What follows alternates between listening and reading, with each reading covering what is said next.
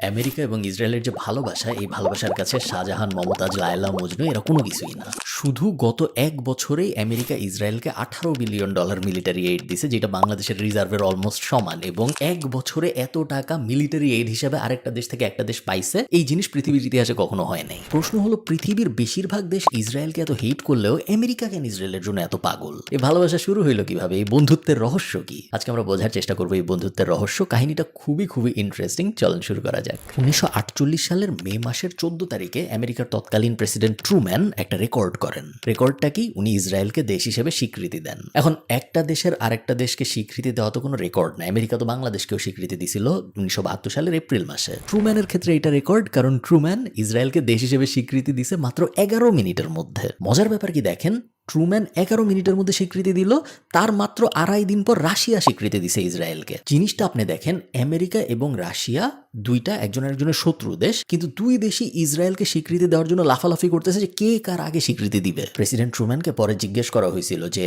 এত তাড়াহুড়া করে মাত্র 11 মিনিটের মধ্যে কেন ইসরায়েলকে স্বীকৃতি দিতে হলো, এবং উনি বেশ অনেস্ট একটা অ্যান্সার দিছিল, এবং এই অনেস্টি ব্যাপারটা আমার ভালো লাগছে। But don't think that decision to recognize Israel is an easy one. I had to make a compromise with the Arabs and divide Palestine. The Jews wanted to chase all the Arabs into the Tigris and Euphrates River, and the Arabs wanted to chase all the Jews into the Red Sea. And what I was trying to do was to find a homeland for the Jews and still be just with the Arabs. উনি 3টা কারণ বলছিল। প্রথম কারণ হলো sympathy. আপনারা সবাই হলোকাস্টের ব্যাপারটা জানেন যে প্রায় 60 লাখ ইহুদি মারা গেছিল দ্বিতীয় বিশ্বযুদ্ধে 1941 থেকে 1945 সালের মধ্যে। এবং হলোকাস্টের এই ব্যাপারটা, ইহুদি মারা যাওয়ার ব্যাপারটা যখন শেষ হয়, তখন পুরো পৃথিবীতে একটা সেন্টিমেন্ট কাজ করতেছে, যেটা একটা লজিক্যাল সেন্টিমেন্ট, যে ইহুদিদের উপরে অনেক অবিচার হয়েছে। এবং তখন প্রো ইহুদি কাজকর্ম অনেক বেশি হাইলাইটেড হচ্ছিল সমাজে। এবং ট্রুম্যান তো দিন শেষে একজন পলিটিশিয়ান, উনি আমেরিকায় পলিটিক্স করতেছে। আমেরিকার সাধারণ জনগণ আসলে ওইটাই চাচ্ছিল যেটা উনি করছে, এবং উনি ওই ব্যাপারটাই ব্যাখ্যা করছে যে আমার ভোট ব্যাংক আছে আমেরিকায়, আমার ভোট ব্যাংক এটাই চায়। গত এই কয়দিনে অনেক খারাপ হয়েছে ইহুদিদের সাথে। আমার ভোট ব্যাংক যদি আরবের মানুষ হইতো, তাহলে ওনারা যা চাইতো আমি তাই করতাম। আমার ভোট ব্যাংক যেহেতু এই যে ইহুদিদের সাপোর্ট করা মানুষজন, তাদের সাথে সিম্প্যাথি দেখানো মানুষজন, এরা যা চাইছে আমি তাই করছি। আরেকটা ছোট্ট কারণ ছিল ডেমোক্রেসি। আপনারা জানেন যে আমেরিকা সবসময় ডেমোক্রেসির একদম পাওয়ার হাউস, ডেমোক্রেসি রক্ষা করার দায়িত্ব নেয় ওরা। মিডল ইস্টে ওই সময় এবং এখন অনেকাংশে আপনারা দেখবেন যে ডেমোক্রেসি ব্যাপারটা অত চলে না, এবং ইসরায়েলি ওই সময় একমাত্র দেশ ছিল যেটা ডেমোক্রেটিক একটা দেশ হিসেবে আবির্ভাব ঘটাইছিল। এবং আমেরিকা যেহেতু ডেমোক্রেসিকে সাপোর্ট দিতেছে, ওটাকে ওরা একটা কারণ হিসেবে দেখাইছিল যে হ্যাঁ, এই কারণে আমরা তাড়াতাড়ি ওদের দেশ হিসেবে স্বীকৃতি দিয়েছি, কারণ ওই অঞ্চলটার মধ্যে একটাই যেটা একটা ডেমোক্রেটিক দেশ।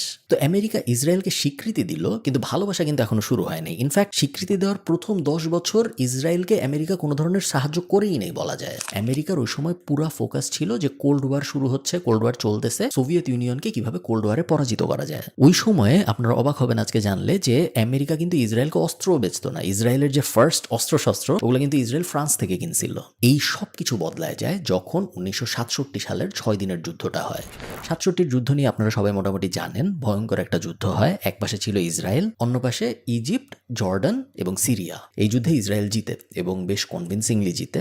এবং কেউ আশা করেনি ওই সময়ে যে একটা দেশ, যে দেশ মাত্র হয়েছে রিলেটিভলি স্পিকিং, এতগুলো আরব দেশের সাথে এগেইনস্টে একা যুদ্ধ করে জিতবে। এই পয়েন্টটা থেকে মূলত আমেরিকার ইসরায়েলের প্রতি ভালোবাসার সূচনা। এই সময়ে সোভিয়েত ইউনিয়নের সাথে আরব দেশগুলোর বেশ ভালো সম্পর্ক, এবং সোভিয়েত ইউনিয়নের সাথে আমেরিকার খারাপ সম্পর্ক। সো আমার শত্রুর শত্রু আমার বন্ধু, ওইরকম একটা ফিলোসফি ফলো করে মূলত আমেরিকা ইসরায়েলের কাছে যায়, যে বলে যে তুমি আমার বন্ধু হবা নাকি। ইসরায়েলও দেখে যে আমি একটা ছোট্ট দেশ, আমি আছি খুব একটা স্ট্র্যাটেজিক লোকেশনের ভিতরে, আমার আশপাশে সব আরব দেশ আমাকে হেট করে, মাত্রই কয়েকজনের সাথে যুদ্ধ করছি। আমার যদি একটা বড় নিউক্লিয়ার পাওয়ার বন্ধু না থাকে, রাশিয়া তো আমার বন্ধু হবে না, কারণ রাশিয়া তো আরবদের বন্ধু হয়ে গেছে। আমার যদি একটা নিউক্লিয়ার পাওয়ার বন্ধু না থাকে, আমার খুব বড় বিপদ হবে। ইসরায়েল ইমিডিয়েটলি রাজি হয়ে যায়, বলে হ্যাঁ আমি বন্ধু হইতে রাজি, চলো ফ্রেন্ডশিপ করি। আমেরিকা ইসরায়েলকে অস্ত্র বিক্রি করা শুরু করে। ইসরায়েল বলে আমি আর ফ্রান্সের থেকে অস্ত্র কিনবো না, এখন আমি আমার নতুন বন্ধু আসছে ওর কাছ থেকে অস্ত্র কিনবো, এবং ওদের বন্ধুত্ব অফিসিয়ালি শুরু হয়ে যায়। হেনরি কিসিঞ্জার, আপনার নামটা চিনেন, ওই যে তলাবিহীন ঝুড়িওয়ালা লোক, এবং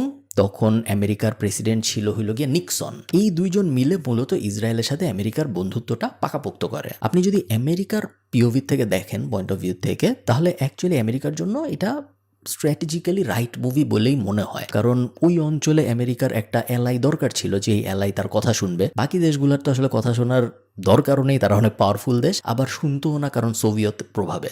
একটা দেশই ছিল যে দেশ নতুন, যে দেশ বিপদের মধ্যে ছিল, যে দেশের একটা বন্ধু দরকার, সব দিক থেকে অ্যাকচুয়ালি মিলে গেছিল এবং এই ইসরায়েল আমেরিকার বন্ধুত্বটা না হওয়াটাই অবাক হওয়ার ব্যাপার হইতো।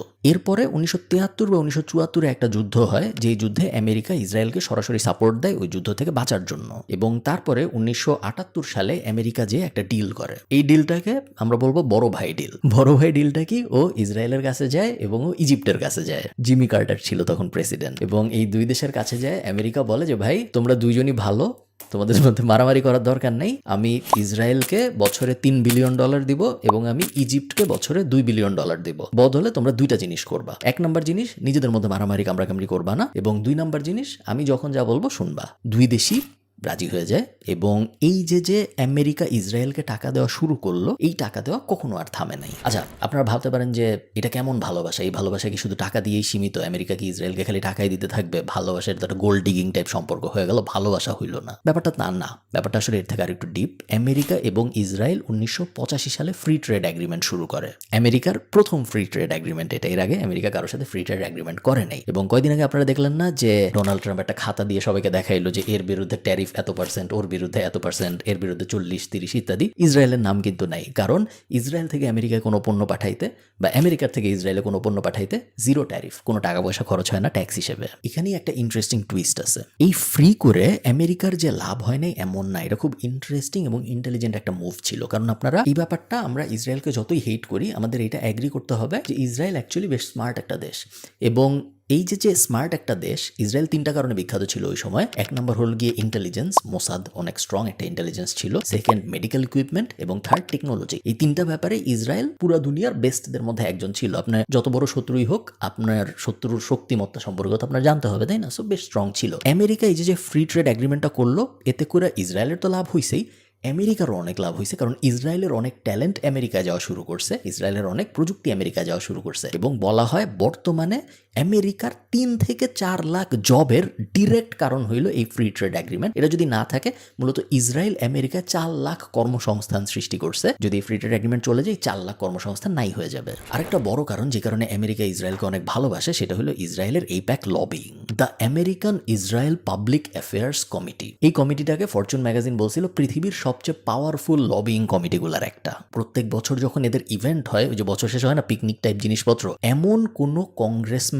নাই আমেরিকান যে এই পিকনিকে অ্যাটেন্ড করে না। অলমোস্ট সবাইকে লবিং করে কিনে ফেলছে এই ইসরায়েলি প্রো গোষ্ঠীটা। শুধু তাই না, ইসরায়েল এমন ইন্টারেস্টিং কাজ করছে আমেরিকানদের কনভিন্স করার জন্য, যেগুলো আপনি না শুনলে বিশ্বাস করবেন না। যেমন ইসরায়েল একদম শুরুর দিকে বুঝে গিয়েছিল যে মানুষকে কনভিন্স করার সবচেয়ে বড় উপায়গুলোর একটা হলো মিডিয়া ন্যারেটিভ কন্ট্রোল করা। হলিউডের সবচেয়ে বড় 10টা প্রোডাকশন হাউসের 8টা ইসরায়েলি মালিকানায় চলে গেছিল একটা সময়ে, এবং যেগুলো মালিকানায় যায়ও নাই, ওগুলাও যখন সিনেমা প্রডিউস করতে আসতো, সাধারণত এই সিনেমাগুলো ফান্ড করতো ইসরায়েলি মানুষজন এবং ন্যারেটিভ ঢোকানোর চেষ্টা করতো। আপনারা জানেন নাকি জানি না, বেশ ইন্টারেস্টিং একটা সাইড নোট, এটা এই কাহিনীর সাথে রেলেভেন্ট না।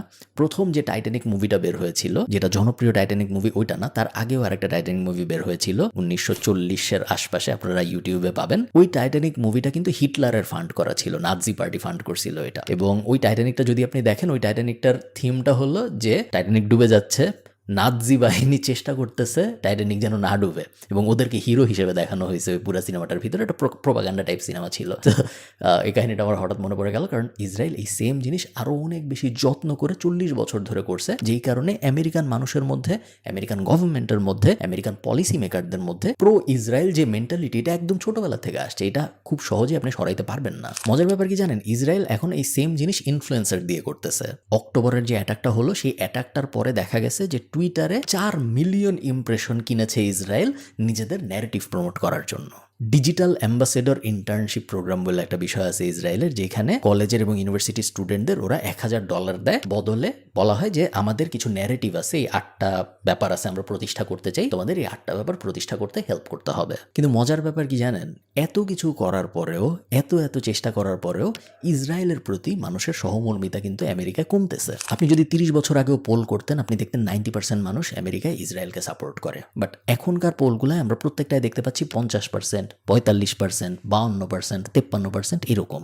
আপনি 10 বছর আগে এটা কল্পনাও করতে পারতেন না যে আমেরিকার মাটিতে আমেরিকার ইউনিভার্সিটি স্টুডেন্টরা ইসরায়েলের বিরুদ্ধে প্রোটেস্ট করবে, বাট এই জিনিস এখন অহরহ হচ্ছে। কিন্তু প্রবলেম হলো সরকারি হর্তাকর্তারা যারা পলিসি মেকার তারা এখনো সেই ইসরায়েলের প্রতি ভালোবাসা রেখে দিয়েছে। আচ্ছা, ভিডিও শেষ করব, বাট একটা খুবই ইন্টারেস্টিং কাহিনী না বলে শেষ করাটা একদমই উচিত হবে না। সেটা হলো ইসরায়েলের যে প্রাইম মিনিস্টার বেঞ্জামিন নেতানিয়াহু, আপনারা কি জানেন যে ইরাকের যে যুদ্ধটা হয়েছিল, আমি তখন অনেক ছোট, ইরাকের যুদ্ধের আগে বেঞ্জামিন নেতানিয়াহু ঠিক এক্স্যাক্টলি, আপনারা ভিডিও পাবেন ইউটিউবে, এক্স্যাক্টলি সেম কথা বলছিল যে ইরাকে পারমাণবিক বোমা আছে, আমাদের খুব তাড়াতাড়ি অ্যাকশন নিতে হবে যদি আমরা পারমাণবিক বোমা সাদ্দাম হোসেন ওই অ্যাঙ্গেল থেকে বাঁচতে চাই। আমেরিকার উচিত ইমিডিয়েটলি অ্যাটাক করা যদি পারমাণবিক বোমা ইরাক বানায় ফেলবে, এরকম সিচুয়েশন না বানাইতে চাই আমরা। যদি আমেরিকা এটা না করে তাহলে আমেরিকা খুব বড় বিপদের মধ্যে পড়বে, ইসরায়েলও খুব বড় বিপদের মধ্যে পড়বে। There is no question whatsoever that Saddam is seeking and is working and is advancing towards the development of nuclear weapons. No question whatsoever. 23 বছর পরে যায় এক্স্যাক্টলি সেম স্ক্রিপ্ট আবার বলছে উনি, কিন্তু ইরাকের জায়গায় এবার ইরান। ইসরায়েলের ইরাক ওয়ারে যে ভূমিকা ছিল এটা অফেন নেগলেক্টেড এবং ওইটা নিয়ে অত কথাবার্তা হয় না। আপনারা আমাকে জানাবেন কমেন্টে, আপনারা যদি জানাবেন বিষয়ে একটা ভিডিও বানাই। ভালো থাকেন সবাই, সবার সাথে দেখা হবে পরে কোনো একটা ভিডিওতে। টাটা।